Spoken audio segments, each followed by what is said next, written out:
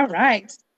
So our one of our other questions that we have from one of the members who's not here tonight is they were wondering if they were confused between if they had been an archetype in the past and they moved into a new archetype, or if they're always the same archetype their entire life. Okay. You are the same architect all of your life. What changes is your level of development. In other words, it's just like you were born into a certain body. That body is the body that you were born into, though you may do some work with it over time. Something may happen. You're going to get older. You're going to perhaps break an arm or a leg, or, some part of you may go through something that makes you show up a little bit differently. But the body that you have is the body that you have. The personality structure that you have is the personality structure that you have. But the personality structure goes through the same evolution as the body. Your personality and the energy that you put out into the world can either be healthy, average, or unhealthy. And that's what we want to pay attention to be able to know your own personality archetype well enough that when you're becoming average, low, dipping down into unhealthy, that you are aware of that. And if you're aware of it, then you can do something about it. Thank you. Awareness is always key. So the Well, next question we would have for those who have not read the book yet, and for those who us who have, there is the memory of all this stuff. It's so much information, right? So we're still learning. Could you briefly just list the 9 types for us one more time and maybe give us an idea of in healthy and in shadow? Would that be okay? sure. So I always start with, let me back up a little bit. It's important for everyone to be aware that all of our intelligence does not just come from our brain. We have 3 centers of intelligence: the brain, the heart, and the body, which culminates in the gut. So we have 3 types that reside in each of those centers of intelligence. So if we start at the bottom, as if we were building a house, we start from the bottom up. Types 8, 9, and 1 reside in the belly center. And type 8 is called the challenger. On the high side, the healthy side of 8, you have someone who is a protector in a passionate and loving way. Um, on the shadow side of the 8, you have someone who wants to control everything and everybody. So there's protection with love, power with, or there's protection based on control, power over. Also in the belly center, we have point 9, which is the 8 is the challenger, the 9 is the peacemaker. So at point 9, you have someone who can absolutely, when they're healthy, look at the world through the lens of what's possible and can sort of intuit, almost like mother's intuition, can intuit, how everyone is feeling and is able to bring peace and calm to troubled waters. But in the shadow side of the peacemaker is this feeling that whatever I say really doesn't matter. So there's this sort of disappearing into the woodwork, not being willing to speak up or to speak their own truth or to stand in their truth. And the final type that we have in the gut center would be point 1. And at point 1, you have I call people at point 1 the idealists. They're also known as reformers or fixers. But at point 1, you have individuals who are all about doing the right thing.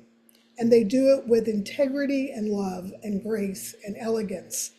That's on the high side. On the unhealthier side, on the shadow side, you have someone who can be very judgmental, self-righteous, and somewhat mean-spirited. So that's the foundation pieces. They're in the gut. An important thing to know about those three types, because they're in the gut, you've heard the expression fire in the belly. So the anger is very, very palpable in types 8, 9, and 1. Eights, it shows up as rage. Nine, they keep trying to suppress the anger, so it's more like a volcano. Everything calm, peaceful, laid back until they're not, and then that volcano erupts, and it's a little disconcerting to see this calm, laid back, easygoing person suddenly blow up. And then also with ones who are trying to be right and appropriate, the anger is, I would say, when I said mean spirited, it's very sharp words that kind of go straight for the heart. So 8, 9, and 1, the overarching sort of energy there is the energy of anger until that energy is transformed. Then you have 2, 3, and 4 in the heart center. Type 2 is known as the giver or the helper.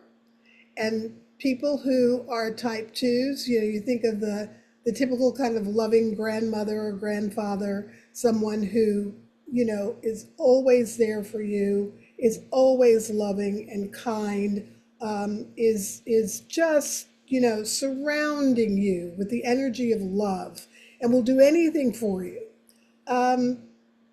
That's on the healthy side. On the unhealthy side, you have an energy of manipulation. So if I'm doing what I'm doing, I'm giving you this love because I want to get the love back from you. And when the love is not coming back, then the manipulations begin. Little things that will be done to try to make you love me. They need to listen to the Bonnie Raitt song. I can't make you love me if you won't, if you don't. But there'll be a lot of manipulation to try to get that love. And it starts to feel sticky. People start to feel sort of smothered. And so that's the unhealthy side of point 2. Then when we go to point 3, also in the heart center, but it looks very different. It's easy to see how point 2 is in the heart center, but point 3, it's the achiever. And it's all about ambition. It's about getting ahead. It's about being the best, winning the medal, bringing the trophy home. And that works very well until it doesn't. And where it doesn't work well is when at point 3, you're trying to maintain being the best by any means possible. So an example that I like to use to bring that home, if you're familiar with Lance Armstrong, the cyclist who won all those medals, and he was just considered to be the most incredible cyclist in the world. And then it was discovered, of course, that he was doping to do it. And so being the best by any means possible. Something to know about 3s is the word failure. It's not in their vocabulary. And if I were to say to a 3, it's not about whether or not you win or lose. It's about how you play the game. The 3 would look at me and say, you're out of your mind. It's all about winning. So 3s want to win at any cost, okay? When we move to, now here's the funny thing. Remember I said they're in the heart center? That doesn't sound so heart-centered. But the reason that they are in the heart center is, I call it like a faulty wire between the brain and the heart. So if you're going to be the absolute best at everything, you're going to have to make some sacrifices.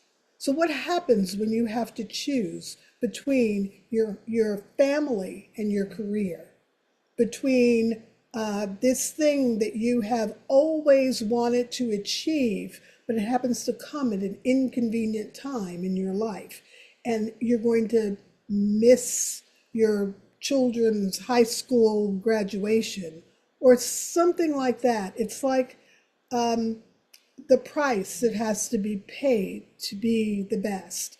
And so threes, at some point in life, threes got used to that loving gaze that came from mom or dad when you brought home that paper with the gold star on top.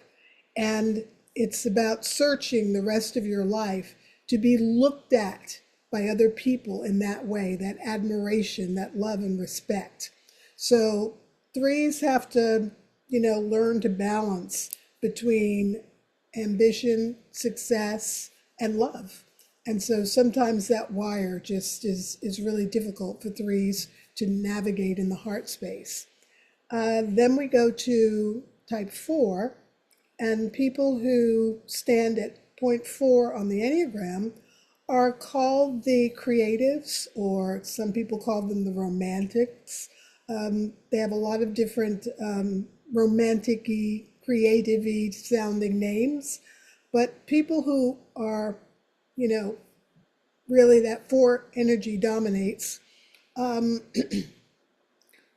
very set on being bespoke, unique, being who they are. They don't want to be me, they don't want to be you. The 4 wants to be exactly who they are and want to be appreciated for their authenticity and their uniqueness. On the high side of that, we have people who can touch the pain, because 4s hold a reservoir of pain that they can touch at any moment in time. And from that pain, they can create something. So they are our creatives. They can absolutely, I think of Vincent van Gogh, Starry, Starry Night. If you look at any of his work, there's a 4 for you, bringing that pain out onto the canvas. And on the healthy side, the 4s will have the capacity to sit with you in any season of your life. So if you're going through the most difficult season in your life, you have lost someone that you don't know how, it's just an irreplaceable loss. It's a 4 who can sit by your side and not try to fix it or change it or make you feel better. They'll just be there with you, understanding that sometimes that pain is personal and that everyone has their own process. And so that's the beautiful thing about 4s. They have a deep appreciation and capacity for empathy. On the shadow side, 4s get caught up in the story, in the narrative of, why is my life so much more difficult than everybody else's? I can't take this. This is too painful. It's just too much for me. So there's this getting trapped in the overwhelm of whatever is going on, and then beginning to create more and more drama from the overwhelm that they're experiencing. But it doesn't have to be that way. I often say it's important for 4s to embrace their creative abilities, because that's how a 4 can actually not drown in the overwhelm of their experiences. So that's the heart center. And 2, 3, and 4 are all heart-centered people. Then we move to 5, 6, and 7, and that's the head center. So, the expression, do you have to think everything to death? Well, if you're a 5, 6, or 7, the answer is yes. You do. You're just wired that way. At point 5, you have the investigator. You have someone who is always trying to put the pieces together. It's like that vision that we saw, if anyone saw the film A Brilliant Mind, looking at the way that, looking for how you put the pieces together. 5s don't like to work from a space of, I have a little bit of information and that's all I have to go on. Fives want to know where it began, where it is now, and the trajectory of where it's possibly going in the future. Because to a five, in the mind of a five, all things are connected. Fives can be a little bit socially awkward. If you see people doing a line dance, it's going to be your five who's standing back and watching everybody and which way they turn and which way they move. And then the five, when they've got all of the intricate steps down, will get ready to go out there and do that dance. Well, what's happened? The music's changed and a new dance is happening. So for fives, it is really all about understanding things at depth.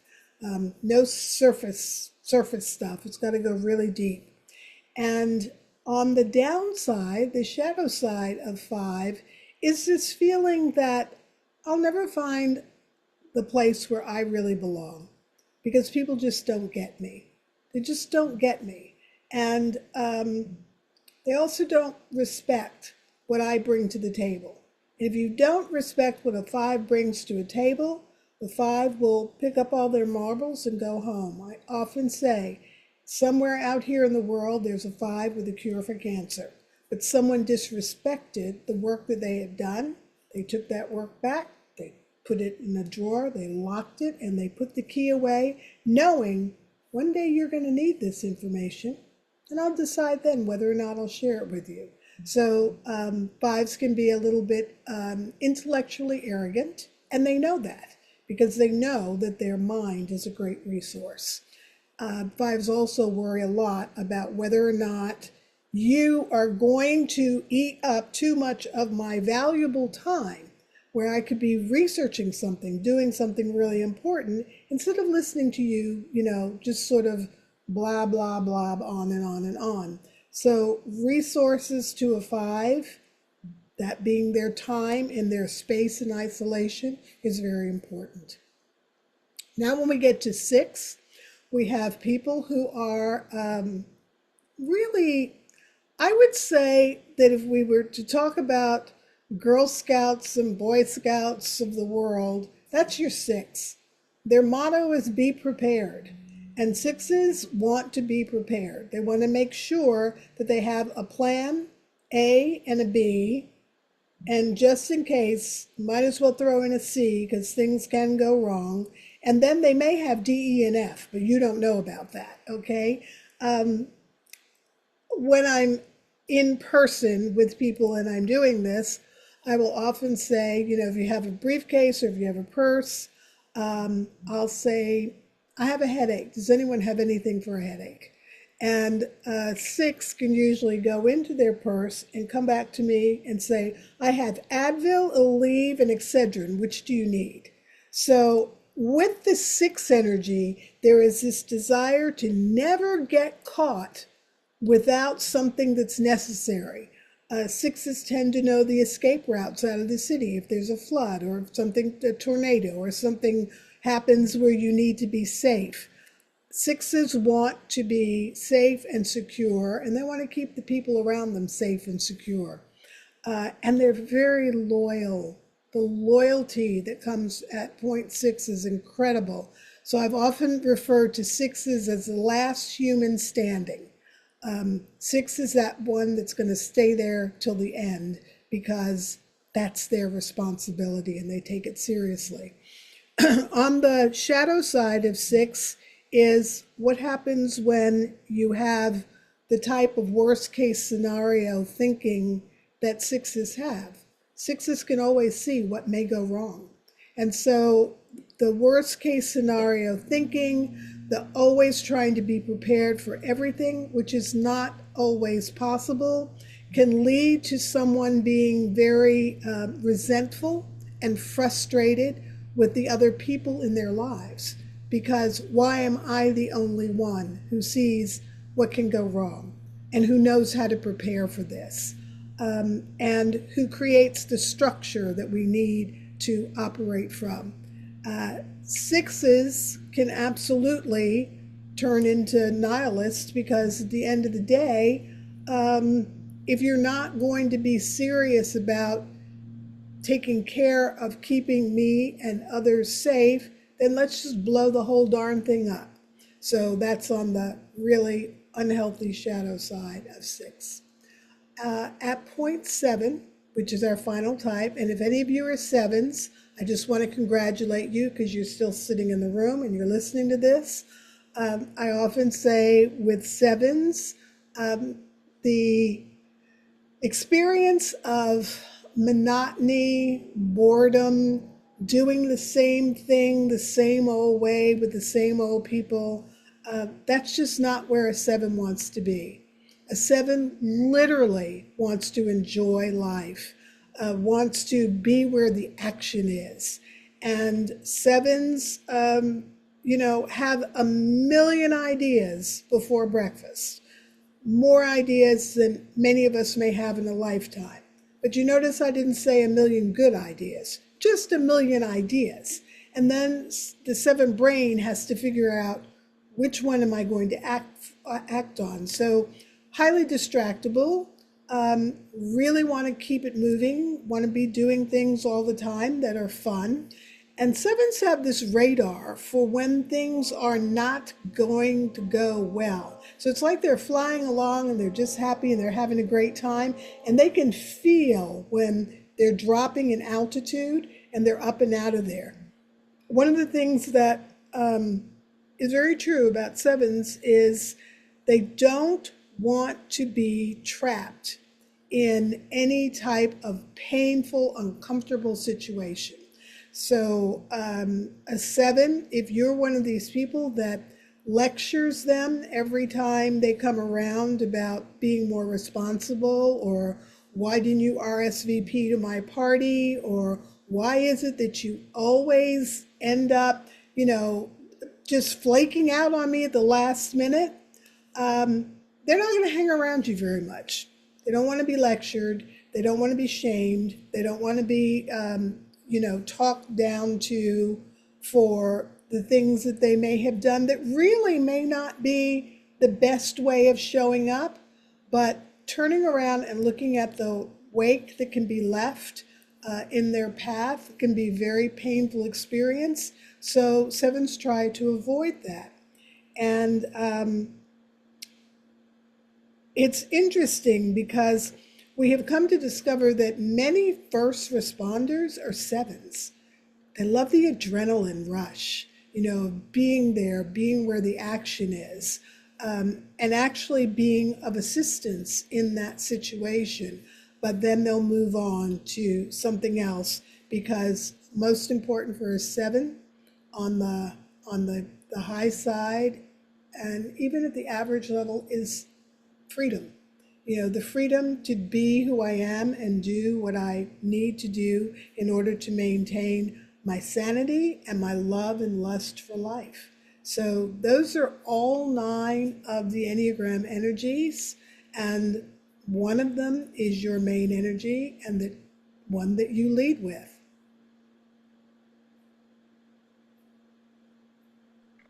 Thank you. So for those of you who are just joining us, please note that you're able to put in some questions in the chat. We only have a couple more minutes with Dr. E. So a question I have, do you guys have any questions here before I go into the ones we have from people who are at home and not be able to make it? Not right now. Okay. So the question I would have you use the Enneagram in communities, in nonprofits, in corporations, and also for social justice. There's so many uses for it, I'm sure, but I'm curious about how would you support a growing community at this time? Because we have our local community here, but there's so many people that are grassrooting their own little pods of communities all over because people need this connection and people are drawn towards that. So how would you, starting out, use the Enneagram to support that process? A good way to use the Enneagram to grow a community is to allow people to find the common bond, the common ground, what it is that connects you. Community growing right now is a little more difficult than we may have experienced it to be in the past, primarily because we're living through some deeply divided and polarizing times. And so people are looking for belonging, looking for connection. And one of the most important things that the Enneagram brings into community building is the understanding that we don't all see things through the same lenses. We just don't. And that's not necessarily right, wrong, good, or bad. The Enneagram helps us to move away from binary thinking and to move more into the open-hearted, open-minded space of understanding that two things can be true at the same time, and not necessarily do they have to divide people. They can create rich discourse from different perspectives, and neither one of the perspectives has to be wrong. So I have found that in teaching the Enneagram, for instance, when I go into a corporation, one of the things that I will not do is just work with the C-suite. I'm not going to just go in and work with the executives. I may start with them, but I like to work with the whole organization, and I work top down, bottom up, so that by the time we get to where the middle managers are, there's been enough buzz that those middle managers are, okay, what is this thing and what do we do with it? It is an amazing experience to see a CEO and someone who may be on the maintenance staff stand in the same type circle and have a conversation where all of a sudden you see the hierarchy begin to fall away. You see the gender differences not being quite so important in that moment, in that discussion. You see two people who live very different lives and are very different, able to have a conversation about values and the way they navigate through the world, and finding out that it's very similar because they have the same energy. So that's how the Enneagram helps you to build community. Thank you so much. I love that answer. I felt the room soften here. Did you guys feel that? When she was, did you feel that? It was really beautiful. Just what you were saying about the hierarchy, like really taking it and making it just we're equal. That's what I Yeah. think we're seeking. We talk about that often and we're feeling that. Yeah. Yeah. Well, we have It's time for one more question, guys, at home. Anybody have anything? Anyone here? Oh, okay. That's a good question. What is the rarest type of the Enneagram? doesn't exist. Doesn't exist. I teach the Enneagram all over the world, and there really is no type that is more, that shows up more, or that frequently when I'm convening people into their Enneagram circles, this type is never there. Now, what I can say is that there are different career paths that do kind of make sense for the different types. It's not unusual to find heart-centered people in the caring profession, in the health profession, being able to, take care of people's bodies and their minds and their hearts, because they have a certain level of compassion and empathy that maybe is not as dominant in another type. But I've seen as many eights who are nurses or doctors as I have seen twos that are nurses or doctors. So remember this: you can never discount the uniqueness of the individual, no matter what the type. So you may have a type 8, who is, very strong type that you would expect doing something very sort of hands-on and very powerful and very sort of mover and shaker type. And then you find that that person is in a caretaking profession. That's because no matter what that type is that we were born into, we also have not just nature, we have nurture. So we have to look at our individual parental overlay. We have to look at the childhood wound. We have to look at the community that we grew up with. We have to look at whether or not there was a faith tradition that was also a part of the making of you. So all of those elements go into the mix, and it creates, yes, a particular type, but you are uniquely your type because of the experiences that you've had. So that's why there really is no such thing as the rarest type. I would have said when I was first studying this that type 4 was the rarest type. I couldn't have been farther from wrong. As I went on with my, it's been like 3 decades now, and as I went on teaching around the world, I remember going through a period of time where almost every other person was trying to be a 4. They weren't, but they were trying to be 4s because they thought that was artistic and creative. One more point around this: in finding your type, a test or a quiz it's an okay way to start. But remember that when you take those quizzes, you tend to lie to yourself. Because if the question says, I am kind and generous, or I am mean and stingy, it's amazing how everybody is kind and generous.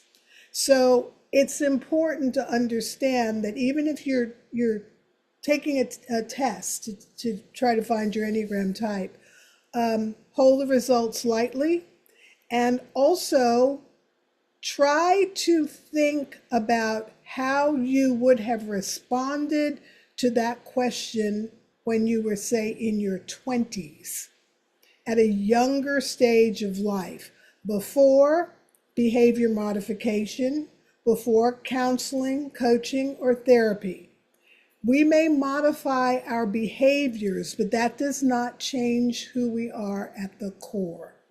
So we learn, if we're an anger type, we learn how to deal with the anger. If we are a type that really, really craves love, we learn how to go out into the world and not look quite so thirsty. If we're a head type and we're having trouble with decision making, we figure out, I got to make decisions or life doesn't move forward. So this is why we can fool ourselves when we're taking a test. Read, watch good videos, good teachers in terms of, because there's some crazy stuff out there. And then also ask people around you that know you really well what their experience of you happens to be. Because our capacity to see ourselves the way that other people see us is very limited. And yet that can inform us of how we truly show up. That's exciting because tonight after our Q&A with you, we're going to go through a guided meditation to meet the different archetypes, because I know that we are one type, but there are all the types within us, so we're going to meet them. And I think through our community, we're going to reflect to each other which one we think each other is. So that's going to be fun. That will be. So I'm very excited for that. But before we end with you, we'd love to learn more about resources you have available, any courses you have coming up. I know you have a couple other books, actually a whole slew of them. So, and we are, of course, we still have books. If you guys are at home, did not get the book yet, we have 2 left here at the bookstore, just so you know. But also, I'm sure you can get them directly from your website and things like that if you guys are purchasing online. So yeah, what would you have in store for us if we want to go take our next steps with you? If you want to take your next steps with me, I have coming up in the new year. I'm going to be doing from my first book, No Justice, KNOW, No Peace, the Inclusion, Diversity, Equity, and Anti-Racism certification course. So I will be teaching people how to use the Enneagram for community building and social justice, and particularly to help people with the connection and belonging, how to be able to help move sort of society from survival consciousness to move us out of that and more into a we consciousness. So that course will be coming up again this year. I also have the Sacred Sisterhood, where I am bringing together women from all different walks of life. Um, and it's, it's anyone who identifies with the divine feminine, bringing us together to look at where we are in the world right now and why the energy of the divine feminine is needed and why it is so important that we build a sisterhood so that we're not fighting each other, but rather we're working together to make this world a better place for the generations that will follow us. I have a TEDx talk coming up. I'm doing that in January in London. So if anybody wants to fly overseas and see me do that, that's happening in January. I'll also be presenting in Cairo at the Enneagram conference, the one that we're having in Cairo this year in February. And on my website, there's all sorts of resources, deborah.egerton.com. There's guided meditations. There are Enneagram cards you can download. And there, through Hay House, there are an awful lot of different products that you can find that I've put out there. I would say for the holiday season coming up, I also have the individual journals for every Enneagram type, and it is to take you on a journey. There are journal prompts that get you to think about things that you haven't explored before, but just so that you can go deeper into understanding yourself. And that's a nice way to get someone else into the Enneagram, because the beginning of the book always has the information people need to know about the Enneagram in the beginning, and then you go into your own type stuff. So if you have someone you're dying to get into the Enneagram, you just sort of slip them a journal that might be aligned with what their type might happen to be. And there is a free Enneagram quiz on my website. Wonderful, wonderful, wonderful. Thank you so much for everything you guys are doing in the world and your traveling and your TEDx. I'm going to put the links directly for those of you who are watching the recording, and then those of you in our private online community space, stay tuned. I'll put those links for easy clicking. Obviously, you can Google and go right and do all that stuff too. But yeah, we appreciate your time so much, and we really appreciate everything you're doing. Thank you.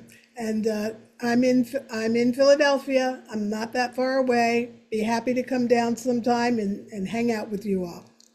Oh, we love that. Yeah, that sounds great. Thank you. Thank you so much. We'll have a, Thank you. yeah, yeah. Awesome. All right. Thank you guys so much for being here. Everyone online, if we're going to take a little intermission and then we'll go into our meditation. But thank you so much, Dr. E. Sending you so many blessings for the holiday. Same to all of you, and be safe. Thank you. Bye-bye. So if you guys want a break, if you need a bathroom break, it's right back there to the right, the lights at the end. Thank you for holding this for me. Hello, everyone at home. Again, if you're sticking around, you're more than welcome to. We're going to go into a guided meditation for the Enneagram. We've got some chats. Thank you to Gail. Thank you for being here. Kathleen, thank you for being here.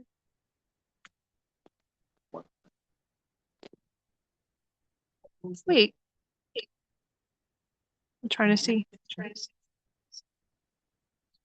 Did you guys identify with the type? I know you just got popped in.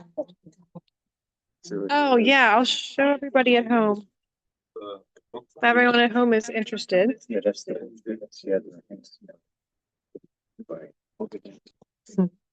We did have a famous person here. There he is. Jeff Goldblum was here with us tonight. I'm a big fan of Jeff Goldblum.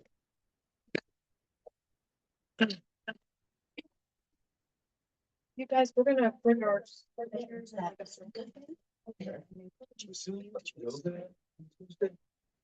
no one signed up. No one. It was a holiday. It was a holiday. Yeah. Yeah, I'm gonna sit here. Yeah, actually, I probably sit over here. So I'm closer to the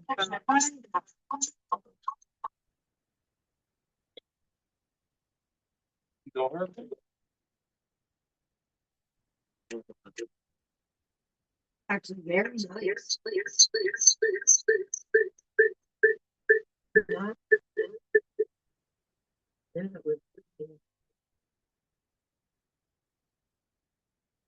I'm turning off the audio here.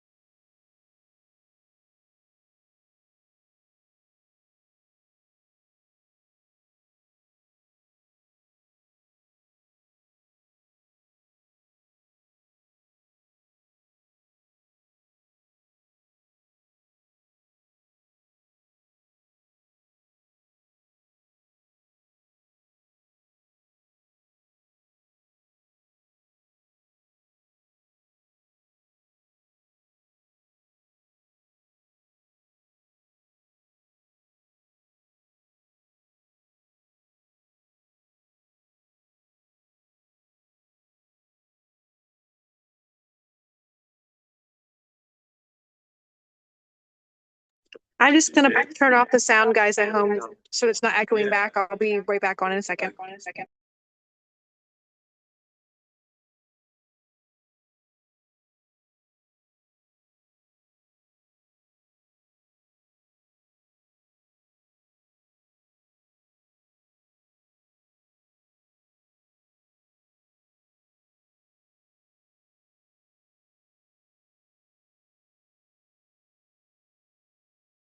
Talk when I talk.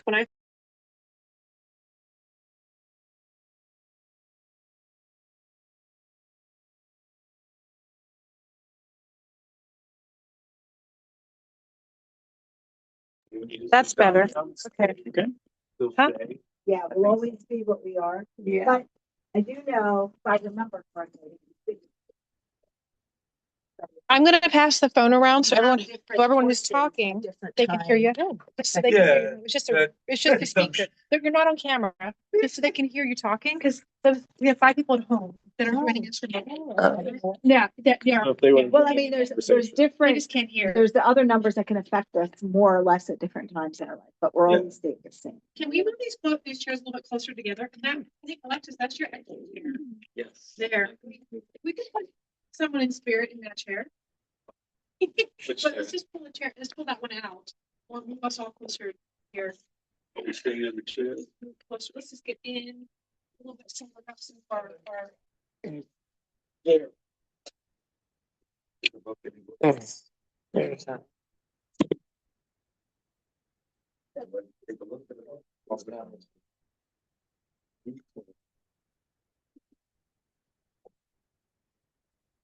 If I sit between you guys over here. You want me to move? No, it's good. Oh, Last one. Okay. yeah, I don't care. I don't. She want to sit near you. To sit near you. Did everyone get some tea? Something to drink if you need something to drink. There's some water over there and tea and some snacks. We're short on the tea, low on the tea, and low on the snacks because open house was this weekend and they cleared us out. Sunday. That's the first time we met was the last open house. You came in and got some Reiki. Yeah. Same thing this past Sunday. Well, at the front, there is flyers for the open house at the front. I can pass them out to all of you because they have the 2026 dates Okay. are coming up. So for those of you at home, New Vision's open house is 5 times a year. It's 2 days sometimes and 1 day most of the time. Everything in the bookstore is 20% off, and there's services for like $22. Here comes Matt with the flyers. Remember the years and years and years ago, we used to have Friday night. Well, Friday Night Forum is when, Still have it. well, we tried to do it after COVID, but guess what? No one wants to come out of their cocoon. They It's used to do it crazy. Years and years ago. Yeah, we'd have Used to 30, 40, 50 Yeah. people here. Yeah. So for those of you at home, we'd have That was 30, when 40, Bill- 50 Bill people was here. alive. Yeah, when Bill's alive. Yeah. We would have, but this is the original metaphysical community Yeah. in the central PA area. Thank you, Bill and Spirit. We love you. Bill gave me my first tarot card reading. He did? He gave you your first tarot card reading? Many, many Wow. years. Many. I've had it since. Wow. How long ago? There's a little pinch button underneath. A safety. You got it. I'm going to also stop the recording now. Did I do that before? I don't think I did.